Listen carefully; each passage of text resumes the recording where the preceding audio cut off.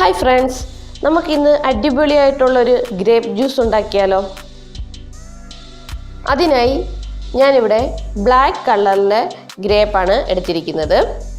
ഇത് 200 ഗ്രാമോളം ഉണ്ട്. ഇത് നമുക്ക് കഴുകിയെടുക്കാം. അതിനായി നമ്മുടെ ഈ മുന്തിരി ഒരു പാത്രത്തിലോട്ടിട്ട് ആവശ്യത്തിന് വെള്ളം ഒഴിച്ച് കുറച്ച് ഉപ്പും കൂടി ചേർത്ത് ഒരു 10-15 മിനിറ്റോളം ഒന്ന് സോക്ക് ചെയ്യാൻ വെക്കാം.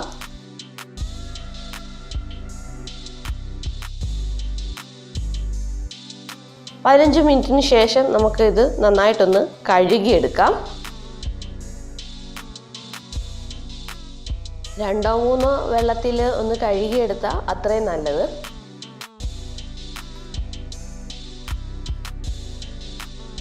ഇനി നമുക്കിത് ജ്യൂസ് അടിക്കാം. അതിനായിട്ട് ഒരു മിക്സിയുടെ ജാറിലേക്ക് നമ്മുടെ മുന്തിരി ചേർത്ത് കൊടുക്കാം. ഇനി ഇതിലേക്ക് 1 ടേബിൾ സ്പൂണോളം മിൻറ്റ് ചേർത്ത് കൊടുക്കാം. പിന്നെ ഒരു പിഞ്ച് ഉപ്പ്,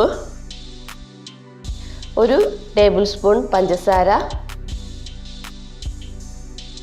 1/4 കപ്പ് തണുത്ത വെള്ളം, ഇവയെല്ലാം കൂടി ചേർത്ത് നമുക്ക് നന്നായിട്ടൊന്ന് ജ്യൂസ് അടിച്ചെടുക്കാം.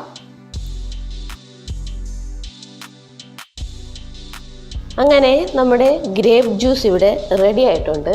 ഇനി നമുക്കിതൊന്ന് അരിച്ചെടുക്കാം.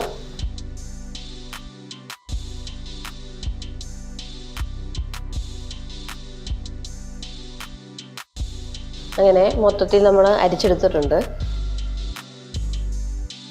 അങ്ങനെ അടിപൊളിയായിട്ടുള്ളൊരു ഗ്രേപ്പ് ജ്യൂസ് ഇവിടെ റെഡി ആയിട്ടുണ്ട്.